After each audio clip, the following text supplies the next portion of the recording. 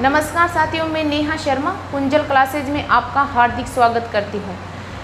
आज हम चर्चा करेंगे स्कूल व्याख्याता बैच के बारे में, और उसमें भी हमारा जो टॉपिक है वो रहेगा राष्ट्रीय आंदोलन में मौलाना अबुल कलाम आज़ाद का योगदान।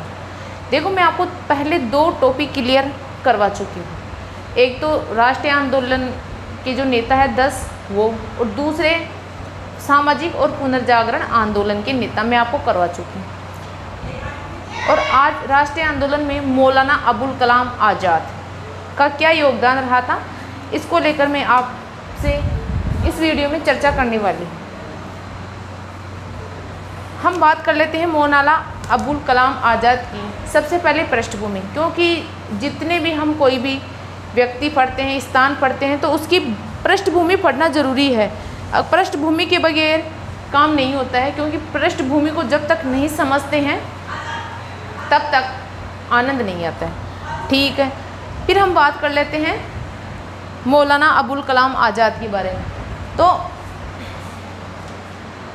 इनका जन्म 11 नवंबर 1888 को सऊदी अरब में हुआ था। सऊदी अरब मक्का में हुआ था। लेकिन 1890 में इनकी फैमिली कलकत्ता में आकर बस गई थी। 1890 में इनकी फैमिली कलकत्ता में आकर बस गई थी, और इनकी जो शिक्षा हुई थी, शिक्षा वो अल अजहर विश्वविद्यालय काहिरा से इन्होंने शिक्षा प्राप्त की थी। फिर इन्होंने पत्रिकाएं निकाली, बुक्स निकाली और अन्य ग्रंथों की रचना की। तो हमारे देखो, जन्म, माता पिता, शिक्षा, इनसे कोई क्वेश्चन नहीं बनते हैं। और क्वेश्चन अगर 6वीं, 7वीं, 8वीं में अगर कोई एग्ज़ाम होती तो वहाँ यहाँ से क्वेश्चन बनते हैं, लेकिन कंपटीशन एग्ज़ाम में यहाँ से क्वेश्चन बनने की ना के बराबर संभावना रहती है। तो इन्होंने 1912 में 2 पत्रिका निकाली थी, एक तो अल हिलाल और एक निकाली थी दी कॉमरेड। और 1914 में एक पत्रिका निकाली थी, उसका नाम है अल बिलाग। तो 1912 में उर्दू में अल हिलाल और अंग्रेजी में दी कॉमरेड पत्रिका यानी साप्ताहिक पत्रिका निकाली थी। देखो, ये वेरी मोस्ट इम्पोर्टेंट है, इनको लगा लेना, वेरी मोस्ट इम्पोर्टेंट है। अल हिलाल, दी कॉमरेड और अल बिलाग, ये मोस्ट आपके कई बार एग्जाम में ये क्वेश्चन यहाँ से बना हुआ है। फिर इनकी बुक्स की बात कर लेते हैं। तो इनकी बुक्स का नाम है India wins freedom. India wins freedom इनकी एक पुस्तक है जिसका नाम है इंडिया विंस फ्रीडम। अन्य रचनाओं की बात करें तो अन्य रचनाओं में इनकी गुबार-ए-खातिर और तर्जमान उल कुरान। अब देखो, इनकी 3 तो ये पत्रिका हो गई, एक बुक हो गई और 2 अन्य रचनाएं हो गई। देखो, अल हिलाल, दी कॉमरेड, अल बिलाग और 3, और फिर आपकी आ गई इंडिया विंस फ्रीडम और गुबार-ए-खातिर तर्जमान उल कुरान।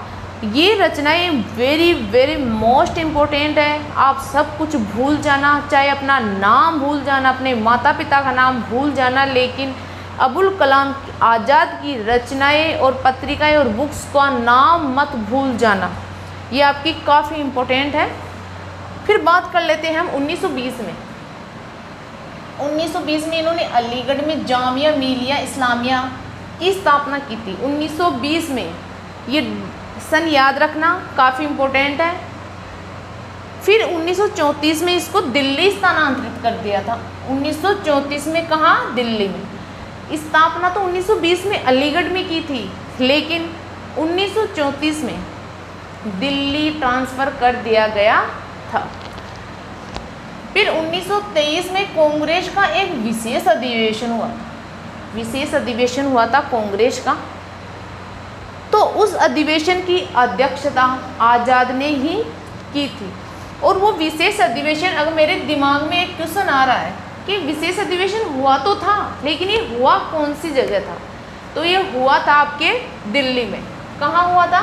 दिल्ली में। ये विशेष अधिवेशन आपके दिल्ली में हुआ था, और इसकी अध्यक्षता मौलाना अबुल कलाम आज़ाद ने की थी। और ये 1940 से 46 तक कांग्रेस के अध्यक्ष रहे थे। कांग्रेस के अध्यक्ष रहे थे। पहली बात तो यह है कि सबसे लंबे समय तक अध्यक्ष रहने वाले एकमात्र व्यक्ति।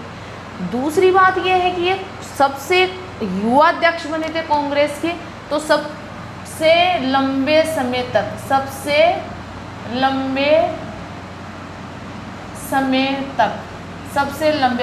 ये क्वेश्चन बन सकता है कि सबसे लंबे समय तक कांग्रेस के अध्यक्ष कौन से नेता रहे थे, तो आपके मौलाना अबुल कलाम आजाद। फिर पूछ सकते हैं आपके कांग्रेस के सबसे युवा अध्यक्ष कौन थे, तो इसका आंसर भी आपका आजाद आएगा। अब बात कर लेते हैं कि देश के प्रथम शिक्षा मंत्री कौन थे, तो ये भी कौन थे, अबुल कलाम आजाद। अब देखो युवा अध्यक्ष का रिकॉर्ड भी इनके नाम है, सबसे लंबे समय तक अध्यक्ष का रिकॉर्ड भी इनके नाम है, और देश के प्रथम शिक्षा मंत्री के अध्यक्ष का रिकॉर्ड भी इनके नाम है। ये देश के प्रथम शिक्षा मंत्री थे। इसी उपलक्ष्य में 11 नवंबर को प्रतिवर्ष राष्ट्रीय शिक्षा दिवस मनाया जाता है। राष्ट्रीय शिक्षा दिवस प्रतिवर्ष 11 नवंबर को मनाया जाता है। वो किसकी याद में मनाया जाता है, आपके मौलाना अबुल कलाम आज़ाद की याद में मनाया जाता है। अब इनके निधन की बात करें तो 22 फरवरी 1958 को इनका निधन हो गया था। निधन कहाँ हुआ था, निधन हुआ था आपके दिल्ली में। कहाँ हुआ था, दिल्ली में। अब देखो इसका कोई ज़्यादा बैकग्राउंड है नहीं, जो है वो बिल्कुल बेस्ट यानी कॉन्सेप्ट आधारित है। फालतू की अगर मगर मैं लेके आई नहीं हूँ आपके सामने, क्योंकि ये फालतू की कहानी मुझे अच्छी नहीं लगती कि मैं कहानी लाती 10 मिनट की क्लास को मैं 2 घंटे में, 1.5 घंटे में, 1 घंटे में आपको देती। ठीक है, इससे आपका नुकसान होता, मेरा नुकसान होता। मैं आपके लिए लाई हूँ वही चीज़ जो एग्ज़ाम में पूछी जाती है। इनमें पिछले वर्षों के पूछे गए प्रश्नों का संग्रह भी है। मैंने 4-5 बुक्स का निचोड़ करके 4-5 बुक्स में पढ़कर जहाँ से कंसेप्ट क्लियर करके वो कंसेप्ट उठा के लाई हूँ, यानी मलाई उठा के मैं आपके लिए लाई हूँ। फालतू का कचरा मैं लेके यहाँ नहीं आई हूँ। तो आपको बुक्स, ग्रंथ, इनकी जो पत्रिका, इन्होंने किस किस की स्थापना की, ये कौन से अध्यक्ष रहे, किस अधिवेशन के रहे, सबसे युवा अध्यक्ष, सबसे लंबे समय तक अध्यक्ष, प्रथम शिक्षा मंत्री, राष्ट्रीय शिक्षा दिवस के रूप में मनाया जाता है, अल हिलाल, अल बिलाग, और आपकी दी कॉमरेड, और गुबारे खातिर, तर्जमान उल कुरान, और आपकी एक आ गई इंडिया मीन्स फ्रीडम। और कोई ज़्यादा लंबी चौड़ी कहानी है ही नहीं। क्लियर, ले लीजिए इसका स्क्रीनशॉट।